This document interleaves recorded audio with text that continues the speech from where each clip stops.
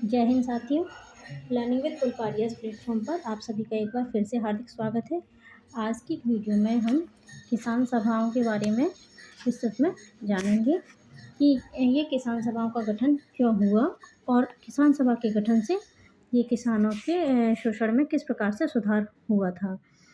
तो जैसे कि हम इससे पिछले की वीडियो जो कि किसान आंदोलन से संबंधित थी, उसमें हम जान ही चुके हैं कि ऐसी क्या परिस्थितियां रहीं कि किसान आंदोलन करने पड़े देश में और क्यों किसान सभाओं का गठन किया गया।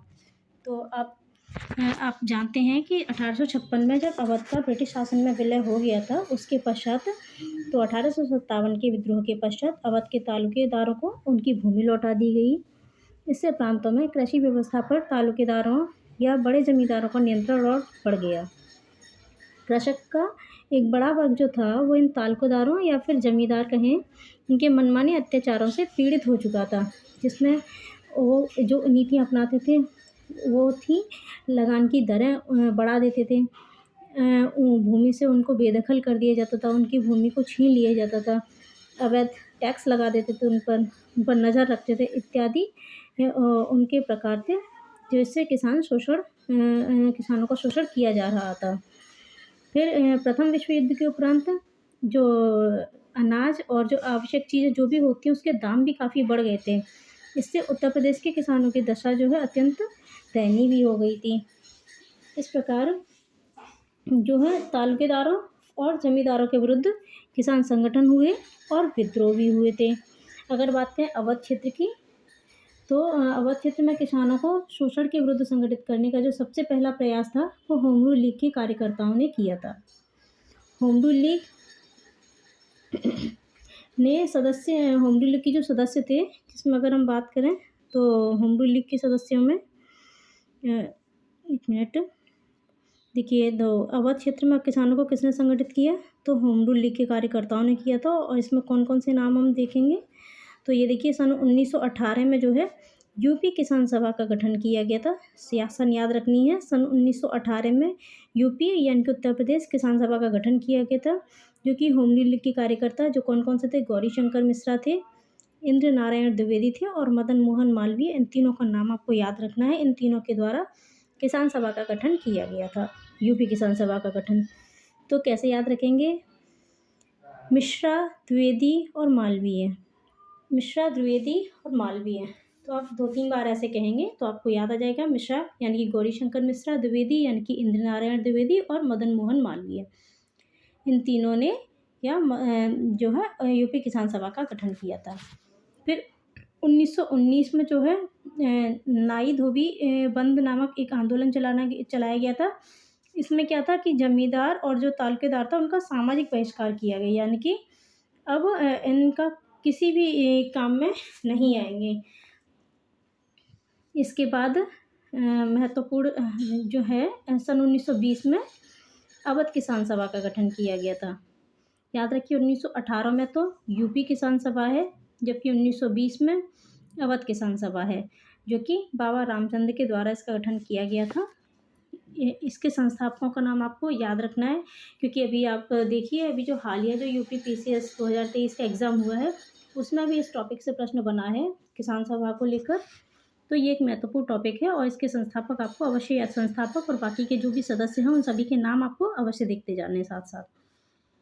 1920 में जो अवध किसान सभा है तो इसमें जो महत्वपूर्ण नाम है, बाबा रामचंद्र ने तो जो है इसके संस्थापक थे। देखिए, हालांकि बाबा रामचंद्र का संबंध जो है था तो महाराष्ट्र यानी कि महाराष्ट्र के थे, लेकिन किसानों के अग्रणी नेता होने के कारण इन्होंने अवध की तरफ अपना रुख किया और वहाँ पे किसान सभा का गठन किया था, जिसमें नेहरू, गौरी शंकर मिश्रा, माता बदल पांडे तथा केदारनाथ ने भी सहयोग किया था। सन 1920 में यूपी किसान सभा असहयोग आंदोलन से जुड़ गई थी। ये तो थे कुछ महत्वपूर्ण पॉइंट जो आपको याद रखने हैं। इसके बाद सन 1920 में ही जब बाबा रामचंद्र की मुलाकात जब पंडित जवाहरलाल नेहरू से हुई थी, तो उन्होंने जवाहरलाल नेहरू और गौरी शंकर से किसानों की दुर्दशा को देखने के लिए कहा था। और अवध किसान सभा को शक्तिशाली बनाने में अगर बात करें तो इन सबका नाम नेहरू, गौरीशंकर, माता बदल पांडे, केदारनाथ, इन्होंने सहयोग किया ही था। और किसान आंदोलनों का प्रमुख केंद्र जो अगर कहा जाए कौन सा था, तो प्रतापगढ़ का रूर गाँव ये किसान आंदोलन का प्रमुख केंद्र था।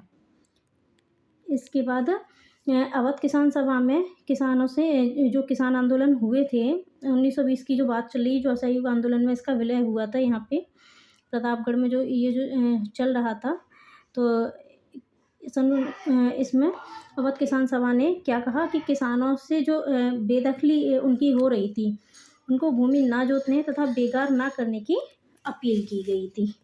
किसान सभा ने अपील की। रायबरेली, सुल्तानपुर, फैज़ाबाद ये किसान विद्रोह के अन्य केंद्र थे। और इन आंदोलनों की सबसे विशिष्ट बात ये थी कि इसमें सभी जाति के जो किसान थे उन सभी ने मिलकर भाग लिया था। तो याद रखना है ये किसी एक जाति पर आधारित नहीं था, बल्कि ये जो है सभी जातियों के किसानों के द्वारा इसमें भाग लिया गया था। इसके बाद हम बात करेंगे सन 1929 में जो है बिहार किसान सभा का गठन किया गया। बिहार में जो कि किसने किया था, सहजानंद सरस्वती ने किया था। इनका नाम बहुत ही महत्वपूर्ण है क्योंकि किसानों के मसीहा माने जाते हैं। तो सन 1929 में बिहार में स्वामी सहजानंद सरस्वती ने बिहार किसान सभा का गठन किया था। और सन 1928 की अगर बात करें तो 1928 में आंध्र प्रांतीय किसान, जिसको रैयत भी कहा जाता है, इसकी स्थापना हुई थी। उसके संस्थापक कौन थे, एनजी रंगा। और 1929 में ही कृषक प्रजा पार्टी, जो कि वेस्ट बंगाल में इसका गठन हुआ था, अकरम खान और फजलुल हुक के द्वारा। तो ये तो थे कुछ महत्वपूर्ण पॉइंट। इस बार इसको फिर से रिवाइज कर लेते हैं जल्दी से, क्योंकि इसके संस्थापक पूछे जाते हैं सदस्य। तो सबसे पहले है 1918 में यूपी किसान सभा का गठन किसके द्वारा, तो मिश्रा, द्विवेदी और मालवीय। 1919 में नाई धोबी बंद नामक आंदोलन क्यों किया गया, तो जमींदारों तालुकादारों को सामाजिक बहिष्कार करने के लिए। सन 1920 में अगर बात करें तो अवध किसान सभा, जो कि बाबा रामचंद्र ने इसका गठन किया था, जिसमें नेहरू, गौरीशंकर, माता बदल पांडे और केदारनाथ का भी सहयोग रहा था। 1920 में ही ये जो यूपी किसान सभा है ये असहयोग आंदोलन से जुड़ गई थी। और फिर ये जो किसान आंदोलन जो हुए थे, असहयोग आंदोलन में जो किसानों ने भाग लिया था, तो इसका जो मुख्य केंद्र था वो प्रतापगढ़ का रूर गाँव था।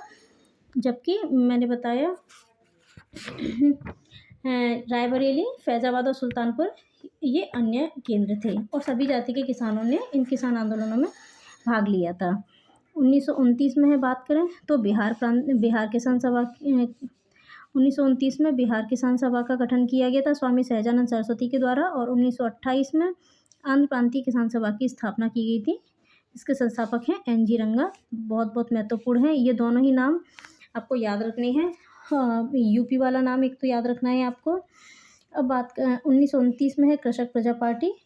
1936 इसको तो आप मोस्ट इम्पोर्टेंट मान के चलिएगा, क्योंकि इससे तो प्रश्न जो है अगर शायद ही कभी छूटा हो पेपर में, तो इसको डिटेल में देखेंगे हम लोग। सन 1936 में अखिल भारतीय किसान सभा का गठन किया गया था। और अखिल भारतीय किसान कांग्रेस सभा के नाम से भी जाना जाता है। पूर्व में इसका नाम केवल किसान कांग्रेस रखा गया था। किसान कांग्रेस या फिर अखिल भारतीय किसान कांग्रेस सभा, इसकी स्थापना तो लखनऊ में हुई थी। याद रखना, स्थापना पूछी गई है PVCS पेपर क्वेश्चन में कि अखिल भारतीय किसान सभा की स्थापना कहाँ हुई, तो लखनऊ में हुई थी। जबकि इसकी अगर बात करें पहले सम्मेलन की, तो यह फैजपुर में हुआ था। बिहार किसान सभा, आंध्र प्रांतीय किसान सभा और किसान संघ को मिलाकर इस अखिल भारतीय किसान सभा का गठन किया गया था, जिसके अध्यक्ष स्वामी सहजानंद सरस्वती, जबकि इसके महासचिव एनजी रंगा थे। और इसमें जवाहरलाल नेहरू ने भी भाग लिया था। इतने पॉइंट आपको ज़रूर याद रखने हैं, ये सारे पॉइंट महत्वपूर्ण हैं यहाँ से। तो इसको आप एक जगह नोट भी कर लीजिएगा, क्योंकि यहाँ से प्रश्न अक्सर पूछे गए हैं, हर बार किसी न किसी एग्ज़ाम में आपको देखने को मिलेंगे।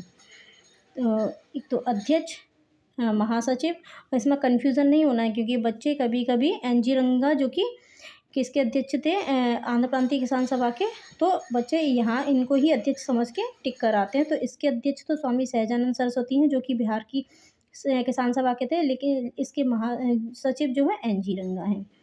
अब देखिए जवाहरलाल नेहरू ने इसमें भाग लिया था, और जवाहरलाल नेहरू कांग्रेस के जो है सक्रिय नेता भी थे उस समय पे। तो इस हिसाब से देखा जाए तो कांग्रेस के इसमें जुड़ने से ये जो किसान सभा है इसको व्यापक पहचान मिली, और सभी किसानों ने फिर जो है राष्ट्रीय स्तर पर भाग लेना शुरू कर दिया। अब इसी 1936 में ही घोषणा की गई इसी किसान सभा के गठन में कि 1 सितंबर 1936 को किसान दिवस के रूप में मनाने का निर्णय लिया गया था। ये तो कुछ महत्वपूर्ण पॉइंट्स जिनको आपको ज़रूर याद रखना है। और अब बात करें थोड़ी सी और इसके बारे में जानने की, तो ये जो अखिल भारतीय किसान सभा है ये भारतीय किसानों के एक सर्वोच्च संगठन था, और इसका उद्देश्य जो था वो आर्थिक शोषण से किसानों की रक्षा करना था। अखिल भारतीय किसान सभा का मुख्य उद्देश्य अगर देखा जाए तो जमींदारों के शोषण से किसानों को बचाना था, भू स्वामित्व की समाप्ति करना था, राजस्व और लगान में कमी करना था, मजदूरों को न्यूनतम मजदूरी प्रदान करना, ये इनकी मुख्य मांगें थीं। और इसमें कुछ महत्वपूर्ण बातें और ऐड करूँ मैं, जैसे 1936 में ये जो अखिल भारतीय किसान सभा की स्थापना हुई थी और कांग्रेस जब इसमें सक्रिय हो गई, तो बाद में धीरे धीरे चल के जो दक्षिणपंथी जो विचारधारा थी, जो द्वितीय विश्व युद्ध के समय पे क्या हुआ कि वामपंथियों की जो विपरीत धारा की राजनीति थी उसे कृषक आंदोलनों में कुछ ठहराव सा आ गया था।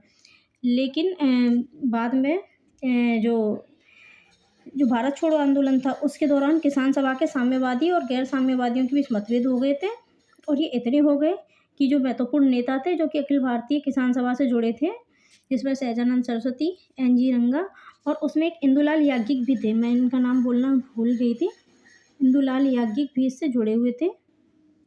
तो इन तीनों ने ही क्या किया, ये तीनों अखिल भारतीय किसान सभा से अलग हो गए थे, और सन 1943 में किसान सभा में फिर विभाजन हो गया था।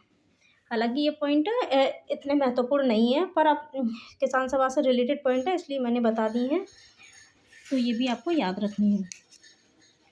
किसान आंदोलन से क्या प्रभाव पड़ा कि इन किसान आंदोलनों से स्वाधीनता के उपरांत जो भी किसान सुधार कृषि के लिए सुधार किए गए थे उसने एक अनुकूल वातावरण तैयार किया था, जैसे कि जमींदारी प्रथा का उन्मूलन किया गया, और भूस्वामी यानी कि किसानों को उनके वास्तविक अधिकारों से अवगत कराया गया, और कृषि व्यवस्था में परिवर्तन की प्रक्रिया प्रारंभ की। ये आंदोलन राष्ट्रवादी विचारधारा पर अवलंबित थे, और इनकी प्रकृति किसान आंदोलनों के ही समान थी, और इन किसान सभाओं से किसानों में अपने अधिकारों के प्रति जागरूकता भी बढ़ी थी। तो ये थे कुछ महत्वपूर्ण पॉइंट। अब देख लेते हैं हम भूदान आंदोलन को। ये भूदान आंदोलन क्या है, तो देखिए मैंने जो किसान आंदोलन बताया था उसमें कुछ बात बताई, 2 आंदोलन बताए थे आप, तो एक तो तेभागा और तेलंगाना आंदोलन, जिसमें मैंने आपसे कहा था कि ये जो आंदोलन थे इसमें तेलंगाना आंदोलन के बारे में मैंने बताया था आपको कि तो विद्रोह जो स्वतंत्रता के पश्चात तक भी चलता रहा था। इस प्रकार जब ये हमारा देश आज़ाद हो गया तो औपनिवेशिक शासन से तो मुक्ति मिल गई हमारे देश को, लेकिन हमारे देश में जो जमींदार थे, भूमि के स्वामी तो वही बने बैठे थे, और जो वास्तविक जो कृषि जो करते थे, मतलब वास्तविक मालिक थे जो कृषि, उनके पास तो भूमि ही नहीं थी। इसका मतलब कि भूमिहीन कृषक थे, और कृषि की जो स्थिति बहुत दयनीय थी। तो इसी क्रम में विनोबा भावे जो है वो गांधीवादी विचारधारा पे आधारित थे, और उन्होंने अहिंसा को हथियार बनाते हुए गांव-गांव में घूमकर जमींदारों से भूमिहीन लोगों को अपनी भूमि दान करने के लिए जो है प्रेरित किया था। और ये बात है सन 1951 की, आपको सन भी याद रखनी है। 1951 में जो है, मैं एक बार फिर से इधर लिख देती हूँ, सन 1951 में जो है भूदान आंदोलन की शुरुआत आचार्य विनोबा भावे ने की थी। इसकी शुरुआत हुई थी पंचमपल्ली, जो कि आंध्र प्रदेश की जगह है, वहीं से इसकी शुरुआत 1951 में की थी भूदान आंदोलन की। और ये जो है भारत के ऐसे प्रथम व्यक्ति थे जिनको रेमन मैग्सेसे से पुरस्कार मिला था। ये गांधीवादी विचारधारा पर आधारित थे, इसीलिए गांधी जी के ये शिष्य थे और इसीलिए गांधी जी ने इनको सन 1940 में जो व्यक्तिगत सत्याग्रह हुआ था उसमें विनोबा भावे को प्रथम सत्याग्रही के रूप में भी चुना था। अच्छा, आप मुझे कमेंट करके बताइएगा कि प्रथम सत्याग्रही तो विनोबा भावे थे, जबकि द्वितीय सत्याग्रही कौन थे व्यक्तिगत सत्याग्रह के, क्योंकि यूपीएससी में क्वेश्चन पूछा गया है। तो देखते हैं आप में से कौन कमेंट करके बताएगा कि व्यक्तिगत सत्याग्रह से संबंधित दूसरे व्यक्ति कौन थे। तो ये हो गए हमारे कुछ महत्वपूर्ण पॉइंट्स भूदान आंदोलन और किसान सभा से संबंधित। आप इसमें इनके जो महत्वपूर्ण पॉइंट हैं जैसे कि अध्यक्ष, सचिव, महासचिव, सदस्य, इनको अवश्य याद रखिएगा, क्योंकि प्रश्न जो है परीक्षा में यहीं से पूछे जाते हैं। मिलते हैं कल फिर से एक बेहतर वीडियो के साथ, जिसमें मैं चर्चा करूँगी श्रमिक आंदोलनों के बारे में, और इससे हम धीरे धीरे करके पहले सभी आंदोलन को ख़त्म करेंगे। इसके बाद हम लेंगे सामाजिक और धार्मिक सुधार आंदोलन को देखेंगे। तो कल देखेंगे हम श्रमिक आंदोलनों को। चलिए, तब तक के लिए आप अपनी पढ़ाई करते रहिए। धन्यवाद।